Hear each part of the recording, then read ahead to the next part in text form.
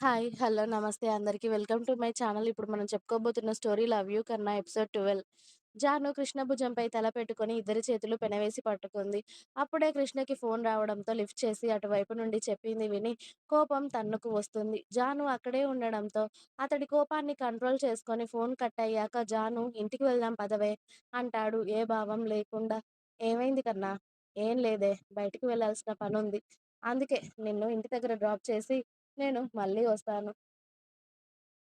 హా! సరే కన్నా! పద అంది జాను ఏదైనా ఇంపార్టెంట్ వర్క్ ఉంది ఏమో అని. ఇక జానుని తీసుకువెళ్ళి వాళ్ళ లైన్‌లో దింపేసి ఆగకుండా అక్కడి నుండి స్పీడ్‌గా వెళ్ళిపోతాడు కృష్ణ. జాను అక్కడి నుండి ఇంటికి వెళ్ళిపోతుంది. కృష్ణకి ఇంతకు ముందు ఫోన్ చేసింది హరీష్.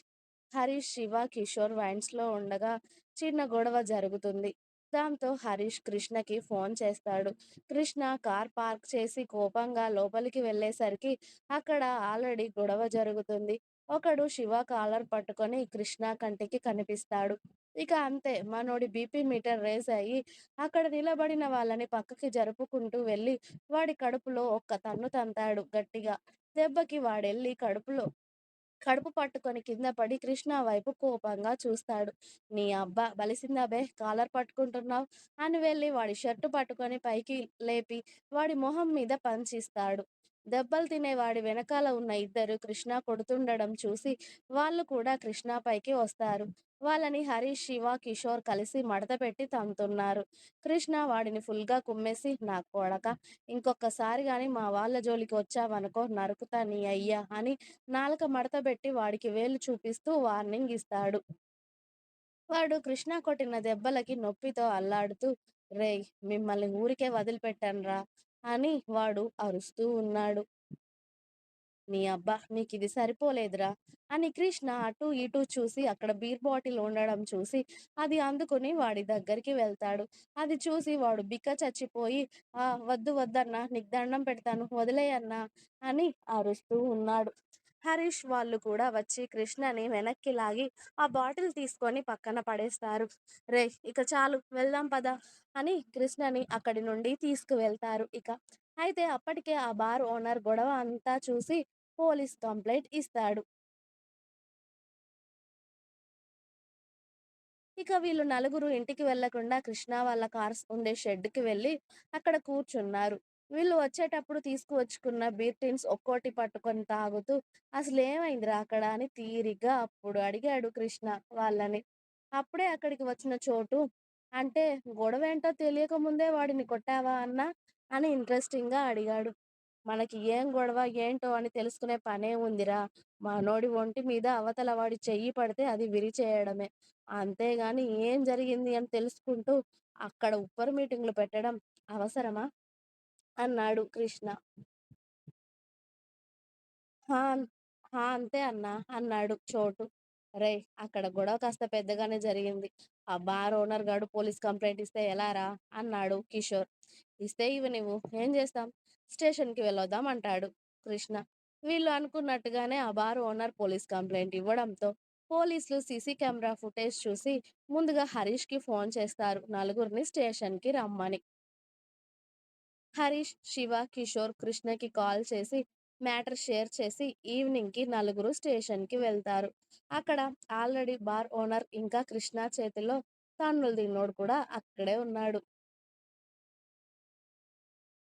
ఆ ఓనర్ సీఐ గారితో మాకు కొన్ని ఐటెమ్స్ డ్యామేజ్ అయ్యాయి అని చెప్పడంతో ఆ డబ్బులు మన బ్యాచ్ ఇచ్చేసరికి వాడు కూల్‌గా వెళ్ళిపోతాడు. ఇక అతడి పని అయిపోయినట్టుగా. సీఐ గారు ఆ తన్నులు తిన్న వాడి వైపు చూస్తారు. నీ సంగతేంటి అన్నట్టుగా.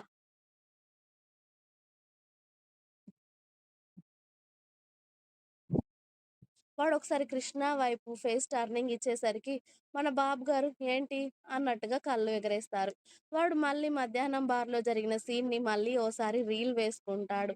కృష్ణ ఈసారి ఏకంగా ఆ బాటిల్ వాడి నెత్తి మీద పగలగొట్టినట్టు ఇమాజిన్ చేసుకొని, వాడి తల మొత్తం రక్తం కారుతూ ఆర్తనాదాలు పెడుతున్నట్టుగా ఊహించుకొని ఒక్కసారిగా తల విదిలించి, నాదేం లేదు సార్. అక్కడ అన్నవాళ్ళు మందు తాగుతూ ఉంటే నేనే కొంచెం ఎక్కువగా వాగాను. అన్న వాళ్ళ తప్పేం లేదు. నాదే పొరపాటు అన్నాడు వాడు. దాంతో మన కృష్ణ బాబు లైట్‌గా స్మైల్ ఇస్తాడు. అతడి సొట్టబుగ్గలు కనబడేలా.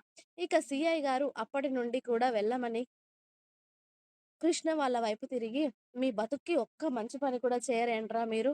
ఎప్పుడు చూడు గొడవలేనా? మిమ్మల్నేం చేస్తే మీకు సిగ్గొస్తుందిరా?" అని సీఐ గారు చైర్‌లో నుండి లేచి కానిస్టేబుల్ గిరిని పిలుస్తాడు. గిరి లోపలికి వచ్చి, "చెప్పండి సార్" అన్నాడు. "చూడు గిరి, వీళ్ళు నలుగురు రేపు నేను వచ్చేసరికి స్టేషన్‌లోనే ఉండాలి. అర్థమైందా? వీళ్ళ వీళ్ళు కాళ్ళు బయట పెట్టారు అని నాకు తెలిసిందో నీకు వాళ్ళకి కలిపి రేపు కోటింగ్ ఉంటుంది" అని చెప్పారు. "ఓకే సార్, నేను చూసుకుంటాను" అన్నాడు గిరి. "రేయ్! విన్నారు కదా! రేపు నేను వచ్చే వరకు అదిగో ఆ బెంచ్ మీద కూర్చొని చెక్క భజన చేసుకుంటూ కూర్చోండి ఎదవల్లారా! అప్పుడైనా కాస్త మీకు సిగ్గొస్తుంది" అని తిట్టి సీఐ గారు వెళ్ళిపోతారు. "అబ్బా! పెట్టాడు కదరా ఫిట్టింగ్. ఇప్పుడేం చేద్దాంరా" అంటాడు కిషోర్. "ఏముంది, మన ఇంట్లో వాళ్ళకి ఫోన్ చేసి ఇవాళ బయటికి వచ్చాం, ఇంటికి రావడం లేదు అని చెప్పండి. లేకపోతే వాళ్ళు టెన్షన్ పడతారు" అన్నాడు హరీష్. "రేయ్! మేం మ్యారేజ్ చేసుకున్నాంరా. కానీ స్వప్న ఎలారా? పాపతో తనొక్కతే ఉంటుందా?" అన్నాడు కృష్ణ హరీష్‌తో. "ఆ! పర్లేదు కృష్ణ. ఇవాళ స్వప్న వాళ్ళ అమ్మ, నాన్న వచ్చారు. నేను చెప్తాలే ఫోన్ చేసి రావడం లేదు అని, ప్రాబ్లమ్ ఉండదు." ఇక అందరూ తమ ఇళ్లకు ఫోన్ చేసి చెప్తారు బయటికి వచ్చామని. శివ ఫోన్ చేయకపోవడంతో, "ఏరా నువ్వు ఇంటికి ఫోన్ చేయవా?" అన్నాడు కిషోర్. "నా పెళ్ళాం డెలివరీకి అని పుట్టింటికి వెళ్ళిందిరా. ఇక మనకి నో ప్రాబ్లమ్" అన్నాడు శివ. ఈ వంకలన్నీ బానే చెప్తార్రా గానీ, గొడవలకు మాత్రం పోకుండా ఉండరు ఎదవల్లారా అని వీళ్ళని తిట్టుకుంటూ వెళ్ళాడు గిరి. ఇక్కడ కృష్ణ ఇంటికి ఫోన్ చేశాక ఫోన్ స్విచ్ ఆఫ్ చేయడంతో, జాను ఇంతలో ఫోన్ ట్రై చేసినా కలవదు. ఇక ఏమై ఉంటుంది అని టెన్షన్ పడుతూ ఉంటుంది కృష్ణకి తన రూమ్‌లో. ఇంకా ఉంది. మీకు నా స్టోరీస్ నచ్చినట్టయితే ప్లీజ్ లైక్ చేయండి, షేర్ చేయండి. అలాగే ఛానెల్‌ని తప్పకుండా కొత్త వాళ్ళందరూ సబ్స్క్రైబ్ చేయండి. Please subscribe my channel. Thanks for watching my video. By by. Please like, share and subscribe.